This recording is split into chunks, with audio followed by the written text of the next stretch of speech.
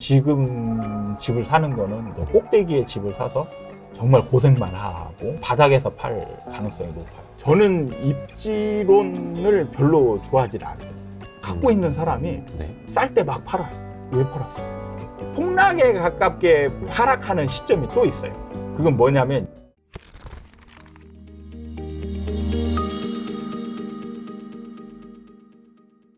정부 입장에서 보면 가장 어떻게 보면 좋은 상황이에요. 좋은 상황이라고? 예. 알아서 잡히고 있다라는 걸까요? 아니면? 그렇죠. 큰 변화 없이 안정적인 하향으로 쭉 가고 있잖아요. 정부가 이제 그 원희룡 장관도 나와서 얘기를 했고, 그다음에 오세훈 시장도 나와서 얘기했지만, 이제 하락을 원한다. 하락을 원하는데 이제 하락 안정. 그럼 지금 이제 정부가 바라는 방향으로 가고 있으니까. 그래서 제가 볼 때는 정부가 정책을 괜히 이제 이 긁어부스럼을 만들려고 하지 않는다는 느낌을 많이 받는 거죠. 아, 그냥 지금 놔둬도 알아서 뭔가 약간 슬슬 다운이 되니까. 그렇죠. 제가 이제 타 채널인가 제 유튜브 채널인가에서 제가 정부는 앞으로 윤석열 정부는 아무것도 안 해도 된다. 이렇게 아무것도 안 하면 이제 너 뭐 하냐 이렇게 욕 얻어 먹을 수 있으니까 이제 일종의 하는 신용만 내는 거죠. 그렇죠. 근데 이제 정부 차원에서는 집값이 많이 떨어지게 되면은 서민들의 어떻게 보면 자산 가치가 내려가고 그게 소비를 위축시키는 걸로도 영향이 올 수가 있잖아요. 그렇죠. 그러면 그래도 정부 입장에서는 달갑지는 않지 않을까요? 근데 그게 이제 그 앞에 전제가 빠진 거예요. 부동산 시장이 원래 안정적이었다라면 완만한 우상향이 훨씬 좋죠. 근데 지금은 그 전까지 문재인 정부에서 급등을 했잖아요. 그렇죠. 급등한 상황에서의 이제 옆으로 기는 안정 상황은 그것도 약간 부담인 거죠. 어쨌든 집값은 지금 굉장히 비싼 상황이니까. 그러면 이제 서민들을 위하거나 좀 뭐 약자들을 위한다라면 조금은 떨어지는 게 정부 입장에서는 나을 수 있는 거예요. 우리 이현철 소장님이 늘상 말씀하시는 그 하락장은 아직 그럼 시작도 안 했다라는 거예요? 그렇죠. 네. 하락장은 시작도 안 했습니다. 본격적인 하락이 시작되려면 이제 진짜 하락장이다라고 하려면 그 시장에 미분양이 있어야 돼요. 미분양이 있냐 없냐와 차이가 뭐냐면 주변 이제 강한 그 다른 요인들, 시장에 미치는 요인들 있잖아요. 만약에 그냥 강하게 상승 요인 같은 게 강하게 작용을 한다. 그러면 미분양이 있는 건요. 그냥 하락 방향으로 계속 가는 거예요. 근데 미분양이 없는 거는 방향을 턴할 수 있어요. 지금 슬슬 지방은 미분양이 좀 생기고 있고 서울도 미분양이 약간은 있다고는 하고 그러면 약간 턴 시그널이 서울에선 나타나고 있는 거고 지방 어떤 도시는? 대구 같은 데는 이제 완연한 하락이죠. 저는 어떤 도시라고 했는데 이제 대표적 미분양이 많은 도시는 누구나 다 알고 있으니까요. 그렇죠. 항상 전통적으로 그랬고 그렇죠. 하락놀이라는 게 쉽지가 않은 얘기잖아요. 맞습니다. 욕먹을 각오를 좀 하고 해야 되는 거고 작년만 하더라도 욕을 좀 많이 드신 걸로 알고 있고 근데 올해는 사람들이 약간 태도가 좀 달라졌죠. 네, 맞아요. 소장님을 보는. 그렇죠.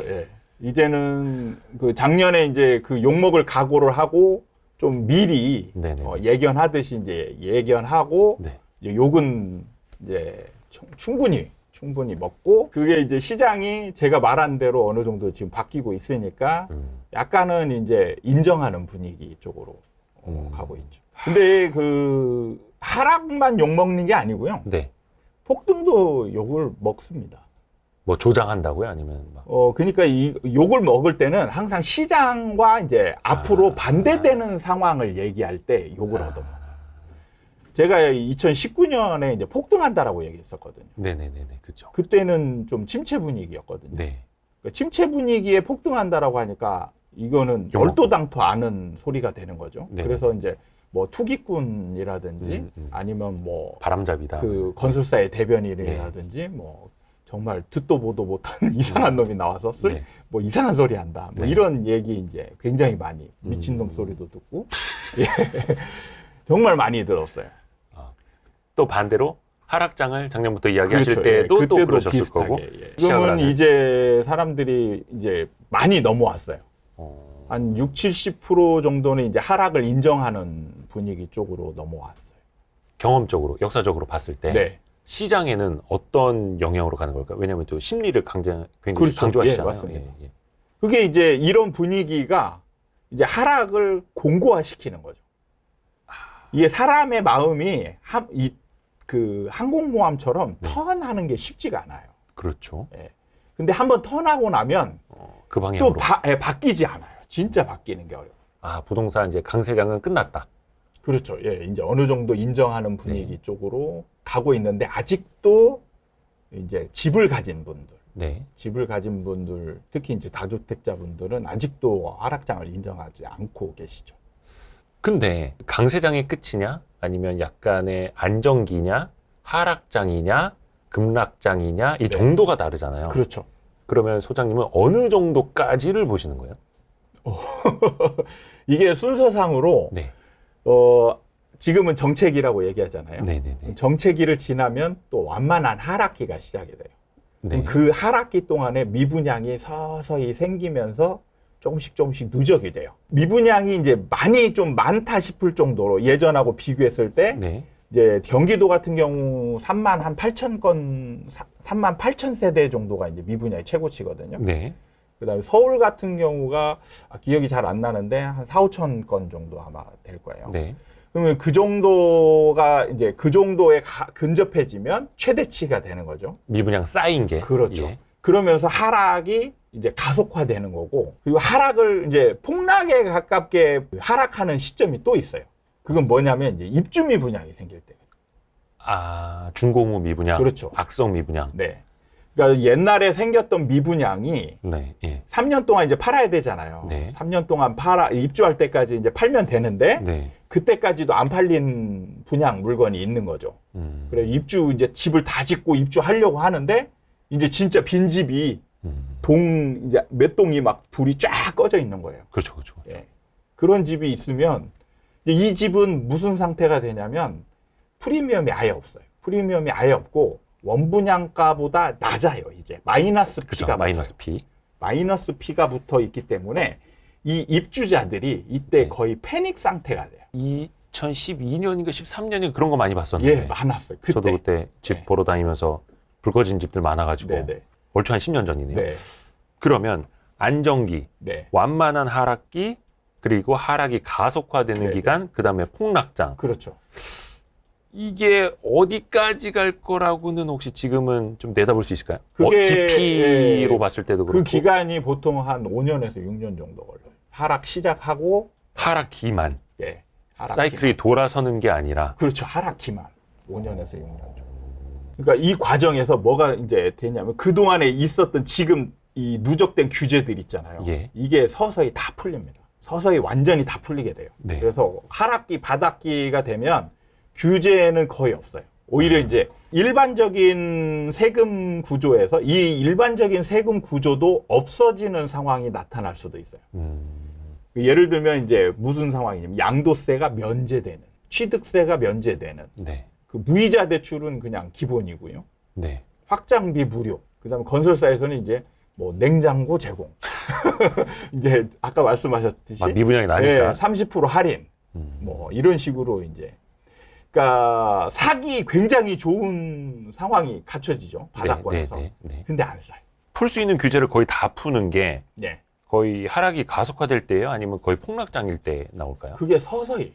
지금 순서대로. 지금 정부가 규제를 풀어주고 있잖아요. 하나둘씩 던지죠. 하나둘씩 풀어주잖아요. 근데 그게 이제 시장에 영향이 없을 만할 때 하나둘씩 푸는 거예요. 뭐 종부세 완화라든지 그런 것도 있고 지금 이제 규제 지역 완화 이제 풀어줬잖아요. 일부 지역을. 지방 같은 경우도. 근데 이게 투기 과열주만 해제해주고. 그렇죠. 그게 지역이 어떤 지역은 왜 풀어줬지? 어떤 지역은 왜 안 풀어줬지? 이런 느낌이 있을 거예요. 그게 이제 정부 입장에서 보면 풀어줘도 큰 영향이 없을 때를 풀어주는 거예요. 그렇죠. 근데 지금 하락하고 있지만 풀어주면 다시 난리가 날 것 같다. 그런 데는 안 풀어주는 거죠. 그 대표적인 도시가 세종입니다. 그래서 더 이제 하락 분위기가 더 가속화되면 그때 이제 풀어주는 거예요. 그러니까 서울이나 수도권 같은 경우는 지금 이제 규제 지역을 풀어주기에는 아직 시기상조. 조금 더 이제 하락이 진행되고 그렇게 되면 사실 종합적인 거는 이제 이 규제 지역이거든요. 네. 지역 안에 이제 모든 총망라한 거잖아요. 네. 이게. 그러니까 이런 거 하나 풀어주면 거의 다 풀리는 거죠. 그렇죠. 예, 규제 지역 하나 풀어주면 다 풀리는 겁니다. 웬만한 건. 그게 역설적이게도 그만큼 부동산 시장이 최악이다라는 걸 방증하는 그렇죠, 걸 테고. 그렇죠. 네. 오히려 이제 살려야 될 필요성도 생기는 거예요. 그렇죠. 예, 너무 침체가 되면 정부도 이제 또 너무 침체되는 것도 싫어하니까 네. 다시 안정으로 이제 그 안정으로 가려면 이제 약간 상승 또 해야 되거든요. 네. 그러려면은 이제 규제를 풀어야죠. 거시경제부터 뭐 변화가 나타나면 또 다른 이제 체크가 필요하겠습니다만. 사실 저는 거시경제는 거의 안 봅니다. 그러니까 거시경제 상황이 네. 이 우리나라 부동산 시장에 영향을 줄 때 네. 그 시장을 추세를 완전히 바꿀 만한 힘을 가지지 못해요. 근데 예를 들어서 지금 이제 금리가 많이 오르니까 주택담보대출 변동금리 이런 거 받으시는 분들이 이제 막 부담스러워하고 지금 새로 집을 사기는 더 힘들고 그러니까 이제 거래도 잘 안 되고 이런 게 요인이 있잖아요. 그렇죠. 근데 그 반대로 된다면 만약에 다시 금리 인하기가 온다면 다시 집을 사기도 좀 쉬워지고 그럼 그 사이클 때는 조금 시장 분위기가 달라질 수 있는 거 아닐까요? 전혀 안 바뀌어요. 금리로는? 전혀 안 바뀌는 이유가 집을 사는 이유가 원래 목적이 있거든요. 시세 차익이에요. 시세 차익이 목적인데 집값이 안 오르고 떨어지고 있는 시장 상황이잖아요. 그러면 대출을 풀어줘도 아무 의미가 없는 거예요. 금리가 인하돼도 집을 사는 목적 자체가 자기 목적에 부합하지 않는 거죠. 시세 차익이 안 생기고 오히려 손해보기 때문에 실거주 수요는 있겠지만 그 이상의 가격을 움직일 만한 요인들은 부족하다라는. 그렇죠. 그래서 거의 집을 안 사는 거예요. 근데 이 이야기를 제가 예전에 그 3프로 이진우 기자, 이진우 선배한테 근데 그분은 그때 반대 이야기를 했던 그때 폭등장이었으니까. 폭등장이어도 그럼 금리를 올리면은 부동산 잡을 수 있는 거 아니냐 할 때 그 정반대에 똑같은 이야기를 했어요. 그게 맞아요. 폭등장일 때는 금리를 올려도 못 잡는다. 제 개인적인 기준으로는 굉장히 많은 전문가들 분들 계시잖아요. 시장의 이해도는 이진우 기자님 제일 높다. 우리 이프로님 한번 더 모셔야 되는데 그럼. 근데 그때랑 시장의 뭔가 방향만 이렇게 위아래로 뒤집혔을 뿐. 뭔가 처방이라든지 그게 먹히지 않는 것도 어떻게 보면 똑같은 거고. 왜 그거를 제가 체계적으로 이제 분류를 해놨어요. 그런 거는 2차 요인으로 제가 구분을 해요. 2차 요인의 특징은 시장 상황하고 이제 비교를 했을 때 방향이 같으면 큰 힘을 내고 방향이 다르면 거의 효과가 없는 요인이에요. 그러니까 아까 말씀하셨듯이 금리 같은 경우는 상승장이다. 상승장이다 그러면 이때 금리가 인하되면 저금리 상황이면 큰 효과를 내는 거예요. 방향이 같으니까. 둘 다 상승이니까. 근데 상승장에서 금리가 인상된다. 그럼 하락 요인이잖아요. 하락 요인이지만 전혀 효과가 없어요. 그 다음에 이제 반대 상황으로 시장이 하락하고 있어요. 하락하고 있는데 금리가 인하가 됩니다. 그럼 상승 요인이죠. 근데 전혀 효과가 없어요. 근데 금리가 인상되고 있다. 그럼 방향이 같죠. 둘 다 하락이죠. 그럼 커지는 거예요. 그래서 지금 요즘에 이제 그런 효과가 더 크게 나타나는 거예요. 일종의 부스터 샷이네요, 금리는. 그렇죠. 방향을 바꾸는 거라니까. 2차 요인이 굉장히 많아요. 이게 아까 말씀하셨던 경기, 이것도 2차 요인이에요. 그 다음에 인구도 그렇고요. 인구론 많이 이야기를 하시는데. 인구도 2차 요인입니다. 근데 그거를 금리나 인구론을 1차 요인으로 갖고 와 버리면 약간 부동산 시장을 잘못 볼 수도 있는. 오류가 생기는 거죠. 1차 요인은 뭐 미분양이라든지 뭐 공급, 사람들의 심리. 대중 심리가 가장 이게 항공모함처럼 방향이 한번 정해지면 이 방향을 턴시키기가 어려워요. 그러니까 그냥 대중 심리의 힘으로 그냥 쭉 가는 거예요. 관성의 법칙이 적용이 되는 거죠. 근데 그거를 바꿀 수 있는 1차 요인들이 있어요. 그게 바로 전세. 바닥에서 이제 전세고요. 그 다음에 꼭대기에서 분양인데 이제 분양 중에 특히 미분양이 그 추세를 바꾸는 요인. 그리고 이제 강한 힘이 적용되긴 하는데 약간 효과가 좀 애매하지만 읽을 수 있는 그게 이제 정책. 최근에 전세 가격도 떨어진다던데요? 그러면은 전세 가격도 이제 집값을 밀어 올려주는 요인이 아니라 집값을 같이 떨어뜨리는 요인이 되는 걸까요? 사실은 지금 같은 경우는 전세는 이제 집값에 영향이 거의 없는 올라가든 내려가든 네. 큰 영향이 없어요. 전세가 올라갈 때는 좀 밀어 올려주는 요인은 되는데. 아니요, 없습니다. 그게 시기에 따라서 다른데. 그러니까 제가 바닥에서의 전세가 이제 1차 요인이라고 했거든요. 네네. 바닥에서만이. 네네. 바닥에서. 네. 그러니까 바닥에서가 어떤 상황이 벌어지냐면 매매가와 전세가가 딱 붙어요. 네. 그래야 효과가 생기는 거예요. 그러니까 밀어 올린다는 거는 이 공간 자체가 없어야 되는 거예요. 얘가 이제 전세난이 그때 생겼잖아요. 네. 그럼 올라가야 돼요. 전세가 전세난 때문에 전세가가 계속 올라가야 돼요. 근데 네. 매매가랑 전세가랑 딱 붙어 있잖아요. 그럼 원래 원칙적으로 전세가는 매매가를 뛰어넘을 수 없어요. 그렇죠. 예, 없으니까 올라가야 되는데 뛰어넘을 수 없어요. 그럼 뭐냐? 밀어 올리는 거죠. 네, 네, 예, 네. 그런 현상이 생기는 거고. 그게 바닥에서. 그렇죠. 상승장이 되면 어떤 상황이 생기냐면 전세가율이 벌어져요. 네. 그럼 이 공간이 충분히 확보가 되잖아요. 그렇죠. 그럼 얘가 움직여도 영향이 없는 거죠. 집값이 오를 때는 네. 전세 가격도 좀 같이 올랐었잖아요. 최근 한 2, 3년 맞습니다. 동안은. 네. 그래서 항상 전세가율이라는 게 한 70% 이상 이렇게 막 붙어 있는 경우도 많아요. 그래서 같이 올라가서 이게 누가 끌어주고 누가 땡겨주고 누가 밀어주고 이거 아니었나? 저는 그렇게 생각을 했었는데. 그거는 잘못된 생각이에요. 매매가 상승률과 네. 전세가 상승률이 달라요. 매매가 상승률이 훨씬 가파르게 올라갑니다. 아니요, 매매가 상승률이. 예. 네. 그래서 이렇게 벌어지게 돼요. 이렇게 상승장에서는 이렇게 전세가도 올라가거든요. 그렇죠. 올라가는데 벌어지게 돼요. 네. 최근에 그랬죠. 특히. 예. 근데 원래는 이게 2007년도, 8년도 전세가율, 서울 전세가율이 얼마냐면 38%예요.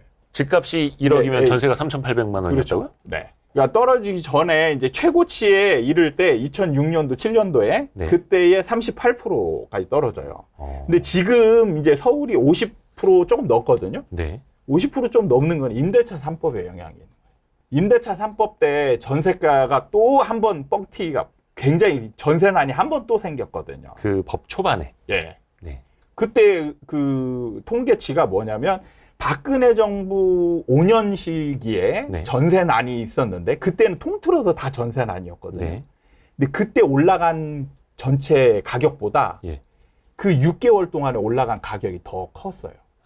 그러니까 그 임대차 3법 도입되기 그 직전에 막 미리 올려놓자 막 이런 네. 붐들이 있었으니까. 그거에 지금 일종의 부작용으로 인해서 전세가율이 꽤 높아진 측면이 있는 거죠. 그게 아니었다라면 네. 지금 서울 같은 경우는 뭐 30%대나 아니면 40%대에 지금 되었을 거예요. 지금은 한 어느 정도 되는 거예요, 전세가율이? 지금은 서울 같은 경우는 50%대 초반. 50%대 초반. 네. 그거면은 평소보다는 전세가율이 높은 건가요? 옛날 똑같은 상황하고 비교하면 전세가율이 높은 편이죠. 근데 그게 집값을 밀어 올려줄 정도는 아닌 거고. 그렇죠. 예. 근데 반대로 공간이 충분히 있으니까. 떨어질 때도 그러면 지탱이 될 수 있는 전세가도 아닌 거고. 그렇죠. 이게 이제 떨어질 폭이 충분히 있으니까. 예, 그 하방 지지선 역할을 하거든요. 네. 전세가가. 네. 근데 이제 떨어질 폭이 충분히 있잖아요. 근데 다만 요즘에 특정 지역에서는 또 전세 가격이 떨어진다고 하는데 이게 스프레드가 많이 벌어져 있는 상황에서는 전세 가격이 떨어진다고 해서 집값을 끌어내리는 거는 아니고. 네. 다만 요거는 영향을 줄 때는 밑에서 붙었을 때 이걸 밀어 올려주는 그렇죠. 효과. 네. 이제 확실히 이거는 기억을 할 수 있을 것 같습니다. 요즘에 슬슬 뉴스가 나오는데 네. 기존에 굉장히 핫했던 지역들 있잖아요. 예. 인천의 송도, 예. 뭐 서울의 강남, 예. 집값도 꺾이기 시작했다. 물론 이제 송도랑 강남을 비교할 수는 그렇죠. 사실은 없는데. 예. 송도 같은 경우는 이제 미분양이 좀 빨리 생겼어요. 그러니까 경기도와 서울 통틀어서 어떻게 보면 가장 먼저 미분양이 생긴 데가 송도. 좀 먼저 나왔죠. 예. 근데 거기에 약간 저기 바닷가 끝에 쪽이었었을 거예요. 근데 위치가 중요한 게 아니고 그런가요? 가격이 제일 중요해요. 맞아요. 가격도 비쌌어요. 가격이 제일 중요해요. 지금 미분양이 나는 것들은 대부분 다 분양가 상한제 적용이 안 된 것들이에요. 네. 그래서 이제 비싸다는 느낌. 네. 그래서 너무 비싸다 이렇게 되면은 사람들이 이제 그 물건을 안 사기 시작하죠. 초반에는 참 신기한 일이 벌어졌던 게 경쟁률이 굉장히 높았어요. 가격이 높아도 그 전까지는 이제 청약 뭐 완판 뭐 다 되고 계약도 다 되고 이런 분위기였는데 갑자기 이제 송도에서 계약률 정말 청약률 굉장히 높았는데 갑자기 이제 미계약이 생긴 거죠.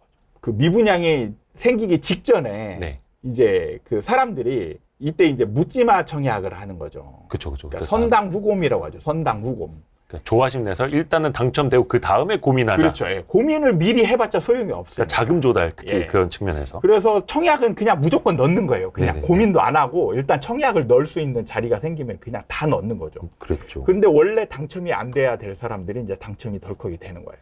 점수가 높지 않았던 예. 사람들이 그래서 당첨이 되고 나니까 이제 고민을 하잖아요. 선당 후보 맞네요. 선당 네. 후보. 고민을 하니까 이게 이제 여러 가지. 첫 번째는 내가 이 대출을 감당할 수 있을까? 그 다음에 얘가 이제 지금 이 가격보다 올라갈 수 있을까? 예, 이런 고민을 하다가 결국에는 미계약분이 나오는 거는 뭐냐면 그 아파트 중에서 가장 안 좋은 자리들. 아, 저층 뭐 이렇게 그렇죠. 햇빛 잘 안 드는 네, 자리. 뒷동에 뭐 저층 이런 데들 위주로 이제 미계약분이 생기는 거예요. 왜냐면 이런 물건들은 원래 좋아도 조금 안 좋은 물건으로 취급이 되잖아요. 그렇죠. 그러니까 이 사람들은 항상 고민은 약간 해요. 항상 청약률이 경쟁률이 높고 계약률이 높아도 이런 데에 당첨된 분들은 항상 고민을 해요. 아, 이거 아쉽다. 그 당첨된 건 좋았는데 네. 하필이면 왜 여기야? 이렇게 이제 하다가 그래도 분위기 좋으니까 올라가겠지. 이렇게 하고 이제 계약을 치르는데 분위기가 조금만 안 좋아지면 네. 가장 먼저 이제 그것부터 미계약분이 포기해버리는. 생기는 게, 이 사람들이 포기하는 거예요. 약간 청약 통장에 페널티가 생기더라도 그냥 그렇죠. 예. 돈을 잃는 것보다는 나은 거니까요.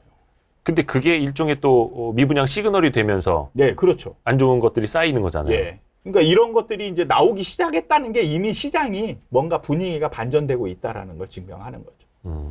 그러면서 이제 송도가 급격하게 이제 죽기 시작하죠.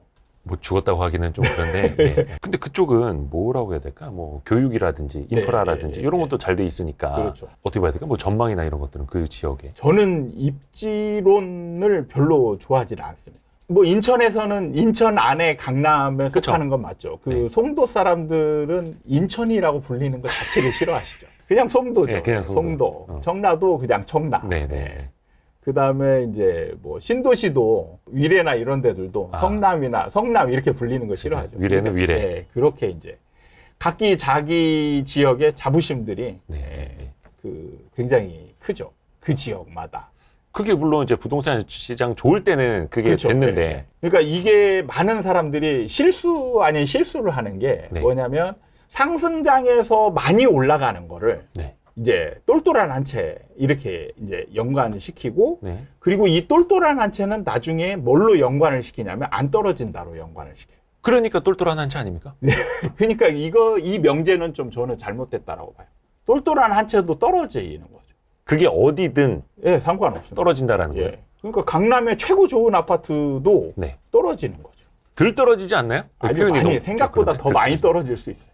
강남도. 네. 2006년도에 올랐다가 2008년부터 막 떨어지잖아요. 네. 떨어질 때 강남도 대부분 한 40% 가까이 떨어졌습니다. 2006년, 8년 말씀하시는 거죠? 2006년 이제 8년부터 이제 쭉 떨어져가지고 타워팰리스 미분양 나던 시절.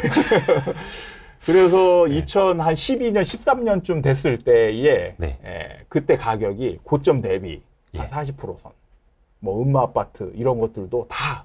근데 그게 앞으로도 그럴 거라고 보기는 그건 확실해요. 예? 네, 확실합니다. 지금으로서 솔직히 상상이 잘 안 가요. 네네. 왜냐면 뭐 2006년, 8년 말씀해 주셨지만 근데 앞으로 어떻게 강남 집값이 몇십 프로 떨어진다라는 게 욕을 좀 드실 것 같은데.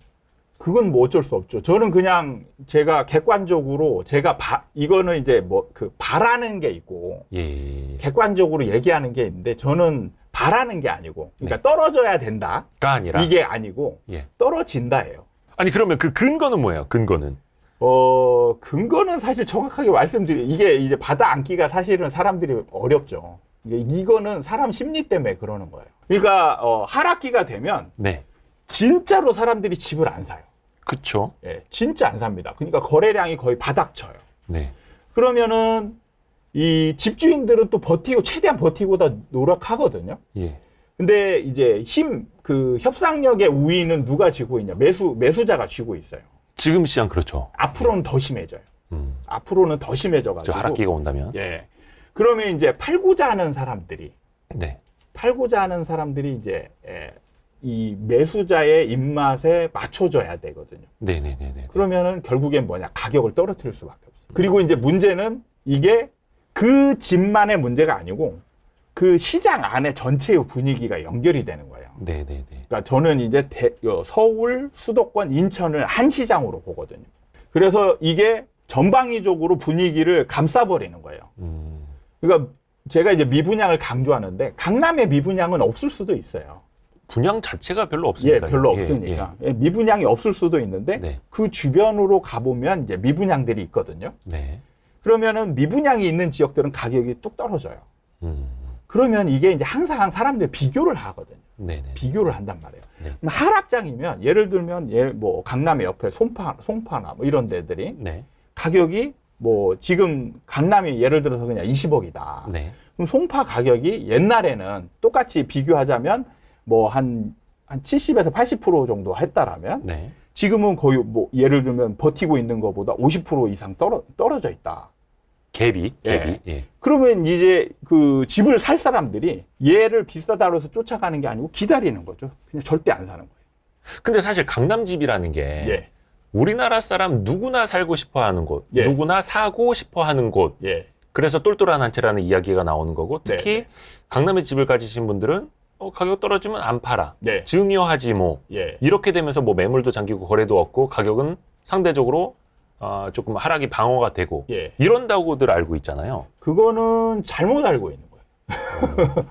네. 그러니까 하락기 때에 그 버티다가 그러니까 거래는 많지 않아요. 거래 많지 않은 상황에서 진짜 아무도 안 사니까 네네네네. 진짜 한 거래 뭐 몇 달 가서 한 거래 하는 게 뚝 떨어져 있고 그다음에 몇 달 가서 한 거래 하는 게 뚝 떨어져 있고 이런 식이 되는 거예요. 강남의 아무 아파트나 하나를 딱 찍어가지고 실거래가를 한번 보세요. 그러면은 12년부터 이제 올라갈 때까지 그 실거래가 그래프를 보잖아요. 그러면 거래량이 어마어마하게 많아요. 그럼 잘 보시면 그때 쌀 때 거래량이 많다는 얘기는 판 사람도 많다는 얘기거든요. 그러면 신기한 게 그때 강남집을 갖고 있던 사람이잖아요. 근데 왜 팔았을까 그때? 그런 생각은 전혀 안 하는 거예요. 이게 다 보면은 올라가는 거는 매수자 입장만. 근데 진짜 바닥권일 때 거래가 많이 일어나요. 근데 그 사람들이 어떻게 보면 자 우리가 입지론을 배우잖아요. 강남의 아파트가 쌀 때 사야 된다. 근데 그 사람들이 이미 갖고 있는 사람이에요. 갖고 있는 사람이 쌀 때 막 팔아요. 왜 팔았을까? 그러니까 이런 게 지금 우리가 가지고 있는 상식적인 생각과 현실은 굉장히 다른 일들이 많이 벌어진다는 거예요. 만약에 강남 집값이 한 40% 떨어지면 사고 싶다라는 생각을 하잖아요. 그렇죠. 그러니까 40%까지 안 떨어질 수 있다라는 논리는 되지 않나요? 근데 그 집을 가지고 있는 사람들이 판다니까요. 그래서 거기까지 내려오게 된다. 그리고 이게 지금 아직까지 안 떨어지니까 안 떨어지니까 사람들이 어떤 생각을 하냐면 싸면 살 거다라고 생각을 해요. 근데 싸면은 이제 떨어지잖아요. 진짜 안 사요.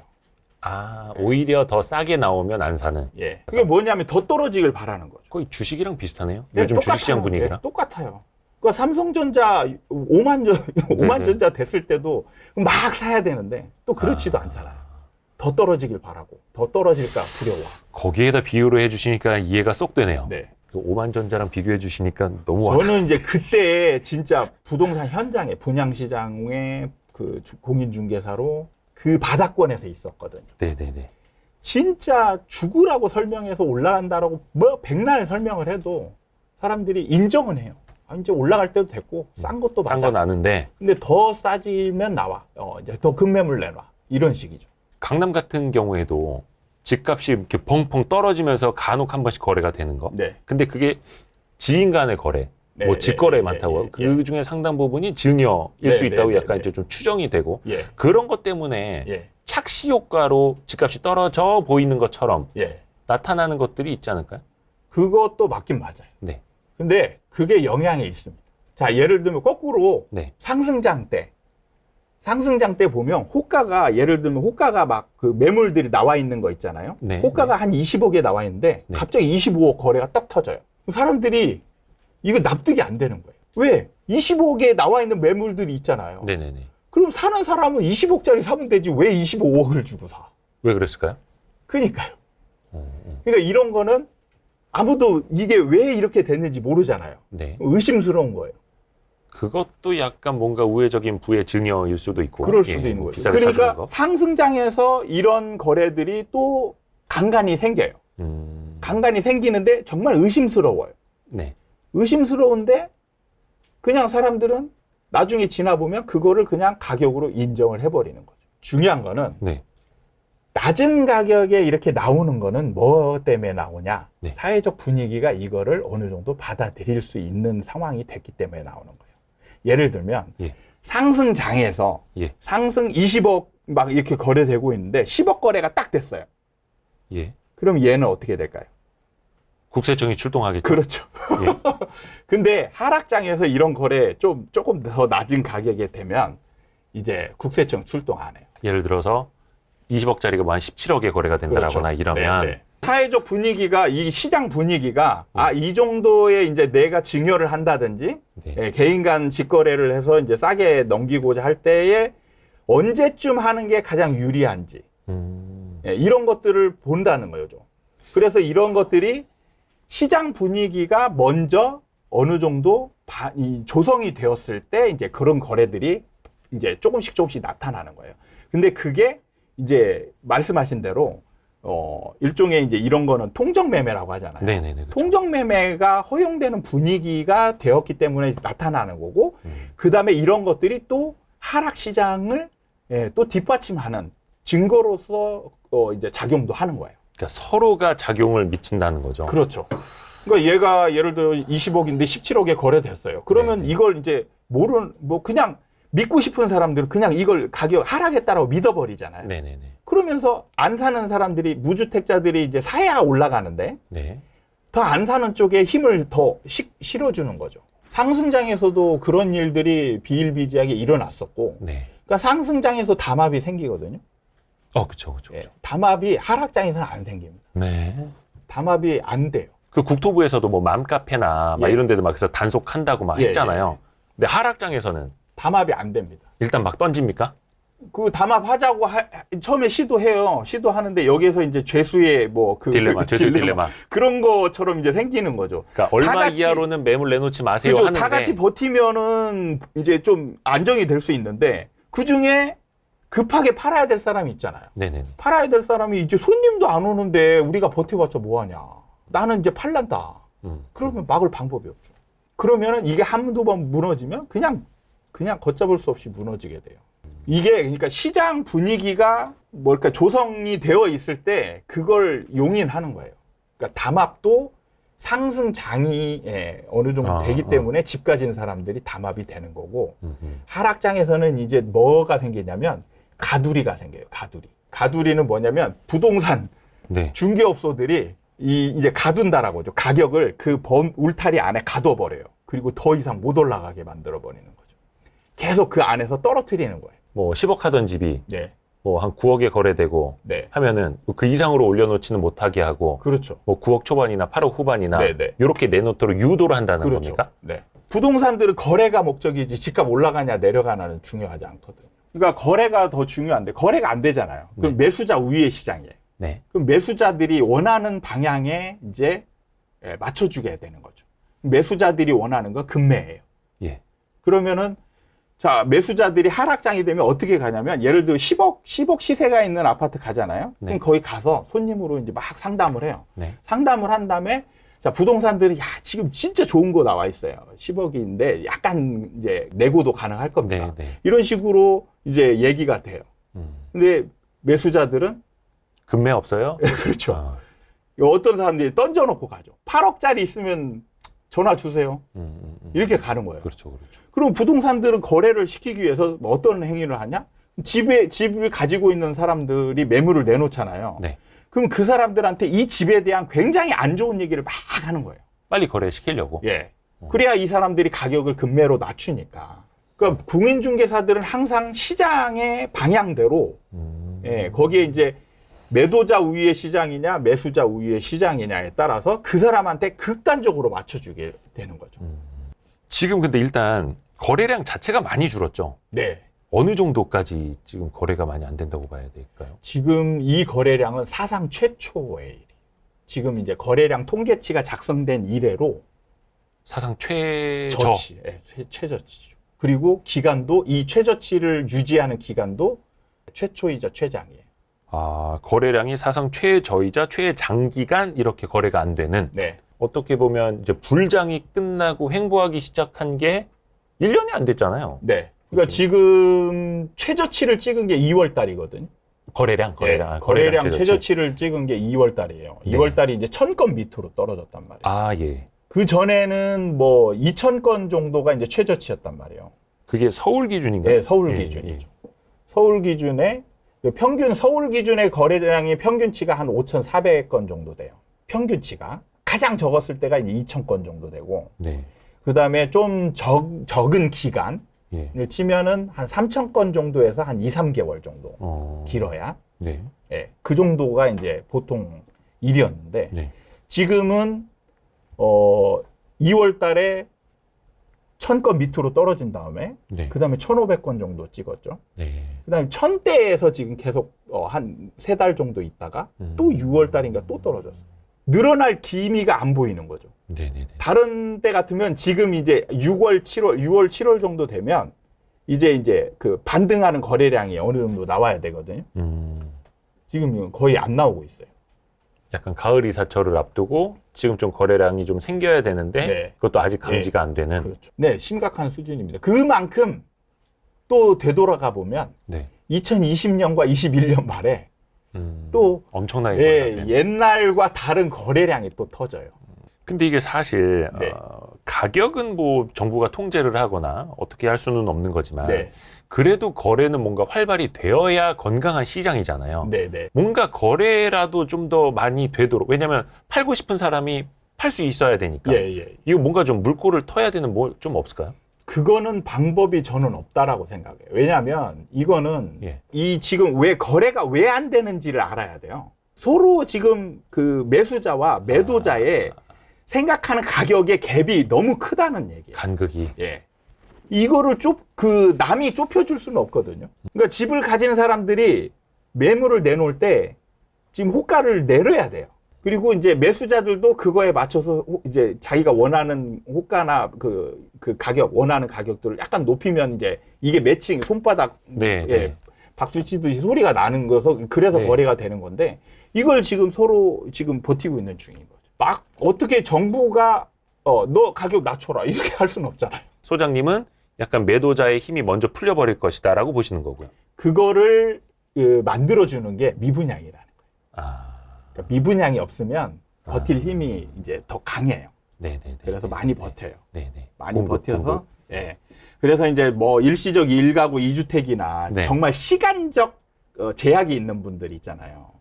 빨리 처분해야 되는 예, 거예요. 무조건 빨리 처분해야 되는, 이때 안 팔면 안 되는 사람들. 그런 사람들만 이제 금매로 던지고, 원래 하락장이면 금매로 던져서 거래가 되잖아요. 네. 그럼 호가가 여기에 맞춰서 어느 정도 내려와요. 내려오죠. 근데 지금 안 내려와요.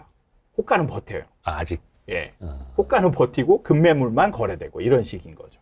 그러면 거래가 없는 상황에서 간혹 그렇게 한번 터지는 금매물 거래가 있잖아요. 예. 그러면 그게 또 다른 기준 가격이 될 거라고 보면 되나요? 왜냐면 아파트라는 게 거래량이 막 많아갖고 그러는 게 아니라 한 건만 거래돼도 몇천 세대가 네, 이게 그렇죠. 우리 집값이야 네. 이렇게 생각을 네. 하잖아요. 그러니까 매수자들은 그게 기준가가 되는데 매도자들은 또 그걸 인정하기 싫죠. 인정 안 하는. 저거 누구 엄마가 급해가지고 이사 가려면서 그냥 금매 내놓은 거야. 예. 그러니까 본격적으로 이제 하락하고 거래가 늘어나려면 이 매도자들의 심리가 무너져야 돼요. 근데 아직까지 이제 버티는 거죠. 그걸 무너뜨려주는 역할을 하는 게 바로 미분양이에요. 미분양이 생기면 왜 무너지냐면 네. 미분양은 무조건 팔아야 되는 거거든요. 건설사 입장에서. 예. 무조건 팔아야 되고 사실 매수자 입장에서는 일반 아파트하고 신축 아파트하고 비교하면 신축 아파트가 더 좋거든요. 그렇죠. 같은 위치라면. 예. 그러면 신축 아파트를 사려고 한단 말이죠. 네. 근데 신축 아파트가 안 팔리고 있는 거잖아요. 네. 그럼 그러니까- 구축은 뭐 볼 것도 예, 없고. 그럼 구축은 쳐다보지도 않아요. 그러니까 이제 아무리 버텨도 소용없다라는 걸 그때 이제 깨닫게 되는 거죠. 미분양도 네. 건설사가 그러면은 분양을 많이 안 하면은 비분양도 안 나타날 것 같기는 한데. 그거를 이제 많은 분들이 이렇게 얘기해요. 하락하면 예. 하락하면 이제 건설사들이 네. 어쨌든 미분양이 생기니까 네. 미분양이 생길 거니까 이제 분양을 안 하지 않냐. 좀 공급이 줄지 않겠느냐. 그러면 공급이 줄어서 이제 미분양이 줄어들지 않겠냐라고 얘기하는데 네. 현실은 그렇지 않아요. 건설사들이 바로 반응하지 않습니다. 그러니까 예를 들면 대구를 보시면 돼요. 네. 대구는 지금 미분양이 누적된 지 1년이 넘었어요. 근데 지금 분양 예정 물량이 예정된 게 네. 정해진 게 어마어마하게 많아요. 말씀대로 이 사람들이 생각하는 바대로 한다면 대구의 분양 예정된 분양 횟수 예. 이것이 확 줄어야 되죠. 근데 건설사가 바보가 아닌데 네. 분양하면 미분양 날 게 뻔히 보이는데 네. 왜 계속 분양을 하는 걸 어쩔 수 없이 하는 경우도 있고요. 네네네. 그 다음에 분양이 미분양이 안 날 거라고 생각하는 데도 있고. 네. 그 다음에 건설사 입장에서는 그냥 지금 당장 미분양이 어느 정도 나는 거는 용인하는 것도 있어요. 그러니까 여러 가지 이유가 있습니다. 그래서 해요. 저는 이제 제가 볼 때, 저는 이제 분양 회사에도 있어보고, 네. 분양도 많이 해보고 해서 제가 가장 안타깝게 들었던 생각이 뭐냐면 시행사들, 이제 이제 주체죠. 네. 사업의 주체들이 가지는 생각이 우리 거는 정말 좋아. 이게, 예, 우리는 달라. 부심이 너무 강하다는 거. 우리 건 잘 될 거야. 네. 저는 분양을 하니까 네, 분양 네, 네. 회사에서는 시행사한테 뭘 요구하냐면 분양가를 좀 낮춥시다. 네. 안 팔립니다. 아, 안 먹혀요. 그러다가 악성 미분양이 되는 거고. 그래서 이게 이제 완전히 이제 죽어도 팔아 이게 이제 팔면 안 돼라는 이제 상황까지 가면 그때부터 줄어요. 그래서 이제 분양하면 안 됩니다. 네네네. 이제 누구나 말리는 상황. 이때 되면 이제 본격적으로 그때부터 줄어요. 그래서 이제 그때부터 미분양들이 서서히 줄기 시작하는 거예요. 근데 그게 부동산이라는 건 그 시간이 굉장히 더디게 가거든요. 그래서 굉장히 오랜 기간 하락하는 거예요. 그리고 또 그걸 본 사람들은 분양이 나와도 적극적으로 청약을 안 하려 하고. 안 그게 사죠. 또 이제 미분양을 또 불러오고. 그러니까 많은 분들이 착각하는 게 미분양은 별로 고려 대상이 아니에요. 미분양이라는 걸 지금까지 본 적이 별로 없잖아요. 그렇죠. 예. 최근 몇 년간은 뭐. 그래서 미분양이라는 걸 제외하고 나면 사실 논리대로 하면은 굉장히 상승전자들 얘기가 맞을 때도 많아요. 네. 맞는데 그게 논리만 놓고 보면. 미분양을 배제하고 있기 때문에 그래요. 미분양이 생기면 이 논리 자체가 다 무너져 버려요. 근데 그 미분양이 이제 슬슬 생기기 시작하는. 그렇죠. 네. 근데 서울 내에서 네. 근래에 조금 분양이 많지는 않잖아요. 네, 많지 않아요. 근데 서울은 어쨌든 경기도의 분위기 둘러싸여 있잖아요. 네. 그러면 이게 지역들이 이게 동떨어져 있는 게 아니고 네. 바로 인접 지역들의 영향을 하나둘씩 받거든요. 네네네. 그러니까 뭐냐면 올라갈 때도 똑같아요. 강남이 올라가면 옆에 송파 올라가고 네네네. 그 다음에 좀 있으면 강동 올라가고 네네네. 그 다음에 이제 강북 넘어가고 이런 네. 식으로 지역 순환이 그렇죠. 되면서 시간차를 두고 올라간단 말이에요. 네. 떨어질 때도 마찬가지예요. 외곽이 떨어지고 외곽부터 떨어지거든요. 네. 외곽이 떨어지면 외곽 인접 지역이 떨어져요. 그런 다음에 안으로 들어오는 거예요. 네. 분위기 자체가. 네. 그럼 나중에 그러니까 서울은 외곽보다는 느리게 하락하긴 하는데 네. 결국에는 하락하는 거죠. 그리고 미분양이 없어도 주변에 미분양이 있음으로 인해서 결국엔 매수자들이 아무리 좋은 강남이고 이래도 안 사는 쪽으로 선택하게 되고 기다리는 거죠. 떨어질 거를. 그러니까 옛날에 과거에 미분양이 가장 많았던 시기를 보면 경기도가 38,000 세대가 이제 최고치예요. 오, 네. 미분양이. 네. 근데 서울은 그때 많지 않았어요. 몇천 건밖에 안 돼요. 사실 경기도하고 서울은 인구수가 뭐 큰 차이 안 나게 비슷하잖아요. 그쵸, 그쵸. 서울이 약간 적긴 하지만. 네. 그러면은 미분양도 원래 개수대로 친다라면 비슷해야 되죠. 네네네. 그러니까 경기도가 38,000건이면 뭐 못해도 한 3만 건 아니면 2만 건 정도 나와야 되는데 서울의 미분양은 턱없이 부족하죠. 네. 그런데 서울이 그때 40% 웬만한 것들은 다 40% 하락했단 말이에요. 그러니까 저도 아까도 여쭤봤지만 지금 또 여쭤보고 싶은 게 네. 아니 그래서 들어와서 사려는 사람들은 많은데 공급은 없다니까요. 그래서 서울은 집값이 떨어져도 덜 떨어질 것 같다니까요. 요 논리도 안 된다라는. 그게 그때 강남을 들어오는 사람 많거든요. 네. 학군 수요나 뭐 이런 그쵸, 것 때문에 그쵸. 많아요. 진짜 많습니다. 근데 네. 그 사람들이 집을 사갖고 들어오는 게 아니고 전세로 가요. 떨어질 것 같으면. 떨어질 때는 임대로 가고 올라갈 때는 매매로 가고 이렇게 되는 거예요. 그러면 여기서 또 다른 논리가 그럼 전세가 올라가면 집값 올라가는 거 아니냐. 네네네. 폭이 크니까. 네네네. 폭이 크니까 예, 전세가 올라가는 흐름은 더디게 이제 서서히 올라가고 네. 올라가더라도 나중에 한참 뒤에 이제 한 4, 5년 뒤에 매매가 근처까지 올라와서 그때부터 매매가를 올리는 거지. 전세가가 올라간다고 해서 바로 매매가 올라가진 않아요. 매매가가 올라가려면 결국에는 전세가 밀어 올리든지 아니면 사야 올라가는 거잖아요. 그렇죠. 근데 전세로 가는데 누가 사요? 매매를. 혹시 그거는 변수 안 됩니까? 요즘에는 이제 전세 물건 자체가 좀 네. 많지는 않잖아요. 거기다 이제 월세로 네, 돌리게 네, 되고. 네. 근데 어찌됐든 간에 예. 우리나라의 어떤 전통적인 전세라는 문화가 지금 많이 희석되고 있잖아요. 네. 그거는 그러면은 부동산 가격에는 어떤 영향을 주게 될까요? 저는 일시적이라고 봅니다. 일시적. 예. 그러니까 월세 선호 현상은 일시적일 수밖에 없어요. 이거를 왜 지속될 거라고 생각하냐면 네. 이 상황이 그냥 고정적으로 계속 갈 거라고만 보는 거죠. 그러니까 상황 변화를 고려하지 않는 거예요. 월세 현상이 지속되면 어떤 상황이 벌어지냐면 네. 임대인들은 월세 가격을 올려요. 수요가 많아지니까. 그렇죠. 월세 가격을 올립니다. 네. 그러면 임대료 올리죠. 예, 어느 정도까지는 수용이 돼요. 네. 그래서 월세 가격이 어느 정도 좀 올라가다 보면 이제 금리 인상이 되더라도 이제 이자를 내고라도 전세가 또 좋아지는 상황으로 변해요. 그러면 사람들이 다시 전세로 또 수요자들이 전세로 옮겨가고 이렇게 되는 거예요. 지금은 금리가 급등하는 시기이기 때문에 이제 월세 쪽으로 이렇게 옮겨가게 되는데 나중에 되면 또 그 전세 선호 현상으로 집중이 돼요. 그래서 일시적으로 끝나는 거죠. 영향은 일시적일 것이다. 네. 그게 비슷한 상황이 2012년, 13년, 14년 이때쯤에도 네. 전세 없어진다고 했었잖아요. 네, 네, 그때는 지금보다 더 강했습니다. 완전 대세였었어요. 전세가 없어질 거다라는 전망이 완전 대세였었어요. 전문가들도 거의 8, 90%가 전세 없어질 거라고 얘기했었어요. 네, 네, 네. 그때 저는 웃기지 말라고 했죠. 그때는 집값이 계속 떨어지고 있으니까 네. 그때 논리는 뭐였냐면 집을 안 산다. 사람들이. 네. 집을 안 사기 시작하고 집값이 떨어지면 네. 투자자들이 전세로 들여서 갭 투자를 하면 손해만 보잖아요. 그러니까 집주인들이 전세를 선호하지 않아요. 그래서 월세를 놓는 거예요.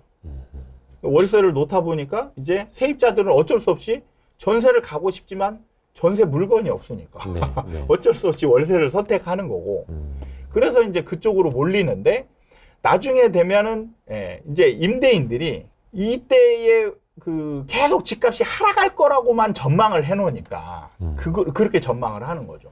근데 저는 100% 나중에 집값이 올라갈 거다. 그러면은 갭 투자도 활발하게 진행이 될 거고 네. 다시. 네. 그러면 전세는 또 다시 활발하게 사람들이 선호하고 살아남게 된다. 우리나라에서 지금 이제는 전세는 정부가 강하게 없애려고 해도 없앨 수 없는 물건이고 네. 시장 상황이 어떤 상황이 도래해도 전세는 일시적으로는 줄어들 수는 있겠지만 없어질 수는 없는 물건이다. 약간 이제 결론이 될 것 같은데 그래서 어떻게 해야 됩니까? 전에도 제가 이제 말씀을 드렸지만 네. 무주택자 같은 경우는 굳이 이제 집을 살 필요가 없죠. 네. 조금만 더 버티는 게 훨씬 낫고요. 네. 지금 집을 사는 거는 이제 꼭대기에 집을 사서 정말 고생만 하고 거의 이런 분들은 바닥에서 팔 가능성이 높아요. 제일 쌀 때. 저는 이제 그런 사람들을 너무 많이 봤거든요. 꼭대기에 들어가서 바닥에서 팔아요. 정말 이해가 안 됐는데 나중에 이제 그 사람의 일종의 생각을 좀 이제 집중적으로 고민하면서 충분히 그럴 수 있다라는 이제 이해가 되긴 하죠. 그래서 무주택자는 집 살 필요 없다. 기다려라. 네.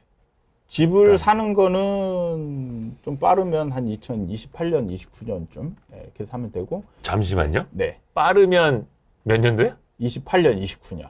28년, 29년이면 이제 하락을 멈추는 시점이니까. 28년, 29년이 옵니까? 네. 다주택자 하면 어떻게 해야 됩니까? 제일 어렵죠. 다주택자는 규제에 막혀 있잖아요. 네. 규제 때문에 사실은 어떻게 행동하기가 어려운 거죠. 그래서 지금 다주택자들이 에라 모르겠다 심정으로 더 사는 분들이 있어요. 맞아요. 정리가 안 되니까. 네네. 정리하려고 해도 정리가 안 되니까. 그럼 뭐 언젠간 또 풀어질 거 아니에요. 그래서 뭐 어떻게 행동하라고 지침을 내려도 네. 사실 그거에 맞게 행동할 수가 없어요. 방법이 없는. 예. 앞뒤로 막혀 있는. 네. 그래서 저는 이제 나중에 이제 다음 사이클을 노리는 분들은 공부를 좀 제대로 해야 된다라고 얘기를 해요. 그러니까 정부를, 지금 다주택자들 정부를 막 욕했잖아요. 네. 그러니까 그건 뭐냐면 정책이 나올 거를 예상을 못 하거나 유지될 거를 신뢰하지 않았기 때문에 그래요. 네. 예를 들면 양도세 중과를 매겼잖아요. 네. 그러면 양도세 중과를 안 매겼어야 되는데 왜 매겼냐? 너 때문에 나가 죽을 것 같다. 아, 수능보단 탓을 하는. 그렇죠. 네. 근데 그런 거를 미리 예상을 해야 되는 거죠. 이건 필연인 거예요. 아. 이게 문재인 정부라서 한 게 아니라는 거예요. 네. 그냥 시장이 폭등하는 상황이면 이게 문재인 정부건 윤석열 정부건 이명박 정부건 박근혜 정부건 네. 다 똑같은 행동을 했을 거라는 거죠. 근데 윤석열 정부에서는 종부세도 좀 완화해준다고 하고 네. 공시지가 적용하는 것도 조금 내려준다고 하고 네. 시장 상황이 다른 거죠. 그것도 아까 말씀하신 것처럼 정책이라는 것도 어떤 시장의 방향이랑 같이 가야. 그렇죠. 시장 상황에 따라서 적절한 정책 대응을 하는 거지. 네. 자기가 정해놓은 정책을 그냥 시장 상황하고 상관없이 막 내놓는다. 이건 아닌 거죠. 그러니까 지금 윤석열 정부도 네. 그 선거 때는 네. 다 풀어준다고 했어요. 근데 지금은 안 풀어주고 있잖아요. 그 안 풀어준다는 게 예. 다시 시장이 폭등할까봐 걱정돼서 그러는 건 아니고요? 그런 거죠. 그런 거예요? 예. 그럼 역설적으로 네. 그 규제를 풀어준다면 네. 시장이 다시 상승할 수도 있다는 논리 아닙니까? 예, 맞아요. 그러니까 그 프레임 자체가 저는 잘못된 거라고 얘기하는 겁니다. 그러니까 규제 때문에 상승했다. 그게 이제 저는 순서가 바뀐 거죠. 네. 시장이 상승하니까, 시장이 폭등하니까 규제를 할 수밖에 없었고, 규제를 할 수밖에 없었고. 예, 규제를 할 수밖에 없었는데 시장이 그 규제를 이겨낸 것이다. 네네네. 그리고 지금은 그 규제의 효과가 이제 비로소 나타나고 있는 중이다. 이거죠. 그래서 지금은 규제를 풀면 안 되는 상황인 거예요. 아직까지는. 그래서 지금 정부가, 저는 지금 이번 정부가 이제 평가를 좀 하자면, 네. 문재인 정부보다는 시장에 대한 이해도가 높다라고 생각이 들어요. 그래서 한 번에 풀지 않는. 그렇죠. 약속은 공약은 했어요. 네. 공약을 했으면 네. 정부는 이제 지켜야 되잖아요. 네. 지켜야 되는데 지금 어떻게 보면 규제 풀어주길 바라는 사람들 입장에서 보면 정말 배신감이 들 정도로 안 풀어주고 있어요. 그건 뭐냐면 시장을 지금 제대로 읽기 때문에 읽고 있기 때문에 지금 규제를 풀어주면 시장의 상승으로 돌변할 수도 있기 때문에 이거를 풀어주는 거를 속도 조절을 하겠다. 이렇게 지금 얘기를 하고 있단 말이에요. 그게 시장을 잘 이해하고 있는 거고. 그렇죠. 그러니까 이걸 만약에 이해를 못하고 있으면 정의감이나 책임감으로 인해서 뭔가 의무감으로 실천을 해야 되잖아요. 네.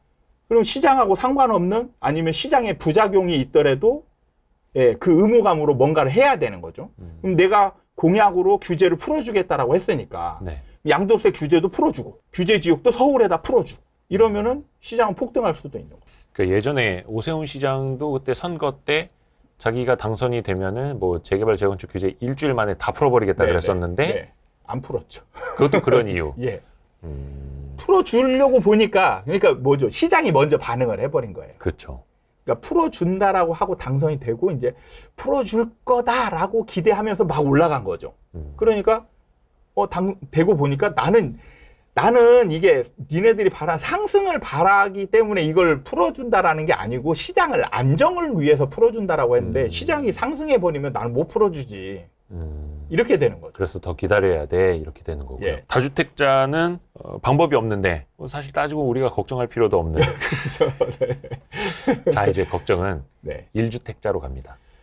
1주택자가 가장 안타깝고 3월에 하신 말씀을 저는 이제 기억을 하니까 예. 어떤 말씀이 나오실지는 그때랑 똑같나요? 똑같죠. 사실 팔 수 있으면 파는 게 제일 좋죠. 팔 수 있으면. 근데 여기서 이제 잘못 받아들이는 분은 팔아라. 자기가 이제 버틸 수 있고 책임질 수 있고 나는 집값이 올라가든 내려가든 진짜 상관없다. 그냥 실거주다. 나는 네, 이런 분들은 안 팔아도 되죠. 근데 굳이 이런 분까지 팔아라 이런 얘기는 아니고 네네네. 제가 봤을 때 거의 90% 조금 더 하자면 네. 저는 99% 예. 99%는 가격에 더 포커스가 맞춰져 있어요. 실거주로 지금은 아직 안 떨어졌기 때문에 네. 아직은 버틸만 해요. 네. 근데 이제 본격적으로 떨어지면 못 버틸 가능성이 저는 굉장히 높다 이렇게 보고 있어요. 그래서 이제 버티실 분들은 진짜 대비하고 네. 지금부터 생활비 줄이고 그냥 외식이나 뭐 이런 거 다 줄이고 가능한 한 대출 많이 받았으면 최대한 많이 갚아버리고 목돈 생기는 대로 많이 갚아서 이자를 좀 줄이는 방향으로 하고 최대한 버틸 수 있는 준비를 만만의 준비를 하시는 게 좋다. 대출 이자를 염두에 두고 말씀하시는 거죠? 지금 이제 고금리 시절에 뭐 변동금리 같이 올라가고 네, 이런 대출 것도 있고. 이자도 그런데 이제 제가 떨어질 때 상황을 좀 자세하게 말씀드렸던가요? 이게 집을 가진 사람이 제가 다주택자보다 실거주자가 훨씬 더 힘들 거라고 얘기를 했어요. 네. 하락장이 되면 네. 다주택자보다 실거주자가 훨씬 힘들어요. 그러니까 사신 분들? 2중, 3중으로 떨어지는 효과가 영향을 받게 돼요. 그러니까 집값이 떨어지니까 집값이 떨어지면 내 원금이 날아가잖아요. 예를 들면 10억짜리 집을 4억 가지고 6억 대출을 받아서 샀어요. 네, 네. 그럼 여기서 40% 떨어지면 내 원금이 제로가 되는 거예요. 1년마다 1억씩 막 떨어지는 거잖아요. 네, 네, 네, 네. 그럼 내 돈이 지금 25%씩 까이는 거예요.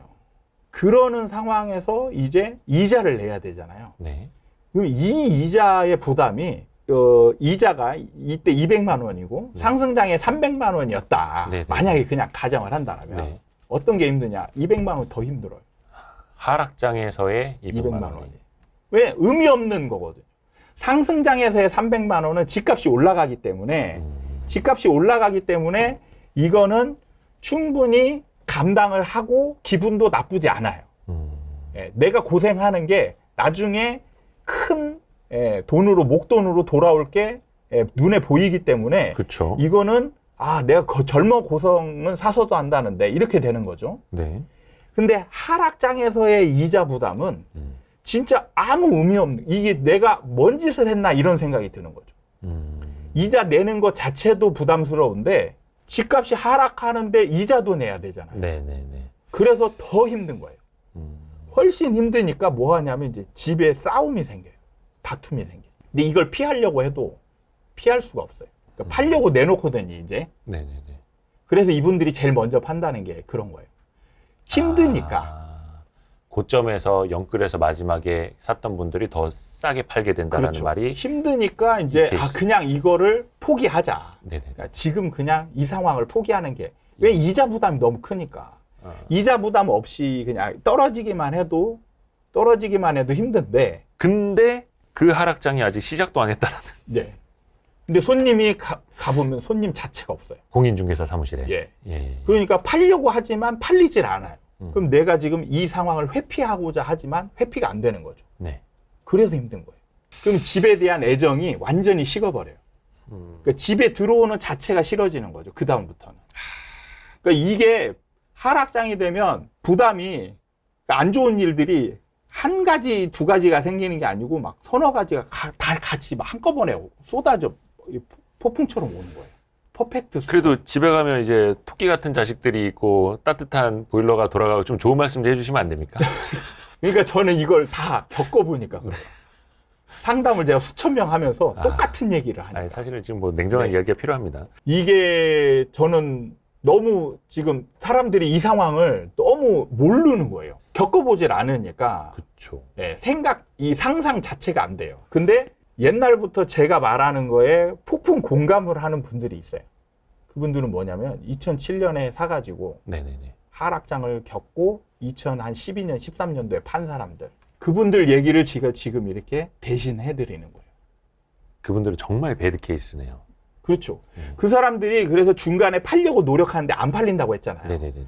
이렇게 해서 계속 이제 하다가 나중에 되면 이제 일정 정도 시간이 되면 포기 상태에 이르게 돼요. 이제 팔리지도 않고 그냥 이건 이제 감수해야 되는 부분이다. 그래서 빨리 열심히 돈 벌어가지고 이제 그냥 빚 갚고 이렇게 해서 언젠가는 이제 좋은 날이 오겠지 하고 있는데 갑자기 손님이 왔다고 전화가 와요. 전화 한 통이었고 내가 전화해도 손님 없다고 화만 내던 부동산에서 네. 손님이 왔다고 전화가 와요. 네. 이게 마지막 기회입니다. 왜 부동산 쪽에서는 그 거래할 때 작자가 나타났다 하잖아요. 작자. 딱 거래가 가능한 사람. 그렇죠. 그러면은 고민하죠. 또 이제 느닷없이 손님이 나타났어. 네네네. 이게 또 혹시 올라가는 징조 아니야? 그래서 쭉 살펴보면 매물도 어마어마하게 많고 역시 손님도 없는 거 맞고 그러니까 한 사람 온 거예요. 근데 이 사람이 사겠다는 거야. 네네네. 부동산이 정말 잘 설득을 했다는 거죠. 근데 금매. 어쨌든 금매죠. 그래서 그 가격에 팔 거냐 고민하다가 팔아버려요. 나중에 봤더니 그게 바닥인 거예요. 아, 그럼 이제 바닥에 팔 수 있게 되는. 예. 그래서 바닥에 파는 거예요. 버티다가. 예. 고통을 겪을 대로 겪다가. 겪고 지칠 대로 지쳐서 이제 몸과 마음이 그냥 황폐해진 상황에서 그냥 에라 모르겠다. 이렇게 빨리 그리고 그 사람들은 뭐가 냐면 정말 기분 좋은 상태가 돼요. 팔았다고? 예, 고통에서 벗어났으니까. 그래서 1, 2년 동안은 굉장히 이제 기분 좋은 삶을 살게 되죠. 그 이제 고통이 없어진 거예요. 손해 본 건 맞지만, 네. 손해 봤지만 그래도 그 동안에 겪었던 고통은 이제 다시 겪지 않으니까. 근데 그 후에 올라요? 그렇죠. 정확히 10년 전에 네. 하우스 푸어라는 표현이 언론에 맨날 도배됐잖아요. 막. 네. 그러면 그러니까 앞으로도 하우스 푸어가 많이 나오죠. 당연히 나오죠. 요런 바닥의 신호를 좀 유념하고 그 최악일 때 팔지 않는 방법, 우를 범하지 않는 방법이라도 좀 알려주십시오. 지금처럼 아까 손님이 느닷없이 왔다. 네네네. 그거는 이제 올라간다는 신호예요. 이제 바로 올라가지는 않는데 이제 사려고 오는 사람들이 있다라는 거죠. 그러면은 이제 이게 일종의 이제 이게 기본적인 신호가 되고요. 그 다음에 이제 사회 현상에서 이제 시장에서의 시그널을 보면 유념해서 봐야 될 게 두 가지가 있어요. 두 가지가 바로 미분양이 이제 전체 개수에서 이게 줄어들고 있는 추세인가. 미분양 물량 감소. 그리고 이제 전세가가 올라가고 있는가. 아까 처음에 말씀하신 것처럼 바닥에서는 전세 가격이 집값을 밀어올릴 수 있다. 네네. 그래서 여기서 이제 1, 2년 지나고 나면 그때부터 전세가 올라가는 게 이제 매매가를 밀어올리는 상황이 벌어져요. 요게 세 가지 신호입니까? 네. 첫째, 손님이 온다. 둘째, 미분양 물량이 감소한다. 셋째, 전세 가격이 상승한다. 이러면은 그냥 이제 버텼던 거 더 버티셔야죠. 같이 나타나야 되는 공통적인 신호가. 그건 같이 나타납니다. 따로따로 나타나는 게 아니고 동시 진행하는 거죠. 미분양은 줄어들고. 그러니까 사러 오는 사람들이 일반 아파트로 안 가고 미분양 할인하니까. 그죠, 먼저 가니까. 네, 그쪽으로 가는 거죠. 그래서 거기에서 이제 미분양들을 하나둘씩 사는 거예요, 사람들이.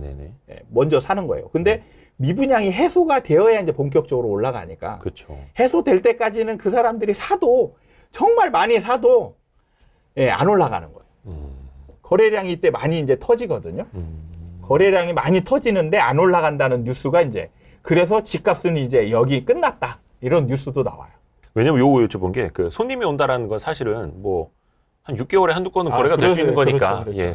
6개월에 한두 명 나타난 게 이제 바닥의 신호인가 이렇게 보면 안 되니까. 그래서 손님이 온다라는 거랑 미분양 물량 감소랑 전세 가격 상승이랑 세 가지 신호를 같이 봐야 된다라는 거. 어떻게 될지 모르는 거니까 우리는 다 가능성을 열어놓고 생각을 해야 되는 거고요. 오늘도 너무 좋은 말씀 감사합니다. 시간이 훅훅 지나가요.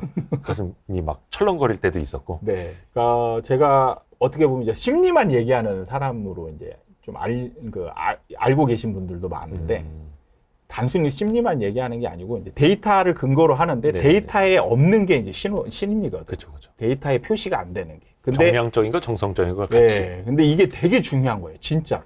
특히 거래가 이렇게 뜸한 거는 데이터로 표시가 안 되는 상황들이 너무 많거든요. 이현철 소장님 말씀을 들으면 뭔가 후련하면서도 불안하고 시원하면서도 철렁하고. 지금은 이제 하락 시기니까 제가 이제 하락에 관한 얘기를 하니까 사실은 이제 뭐 떨어진다는데 기분 좋을 사람이 별로 없잖아요. 나중에 되면 이제 상승장 얘기하면 다 기분 좋은 거죠. 2030년에요? 근데 뭐 그게 또 그때 상황이 달라져서 뭐 당겨질 수도 있는 거고 또 달라질 수도 있고. 그때 되면 아마 전문가의 또 80%, 90% 정도는 계속 하락한다라는 전문가가 많을 거예요.